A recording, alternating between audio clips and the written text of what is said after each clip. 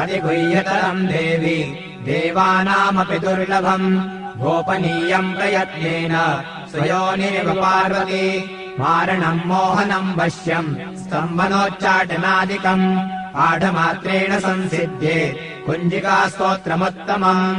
ॐ ऐं ह्रीं क्लीं चामुण्डायै विच्चे ॐ ग्लौं हूं क्लीं जूं सः ज्वालय ज्वालय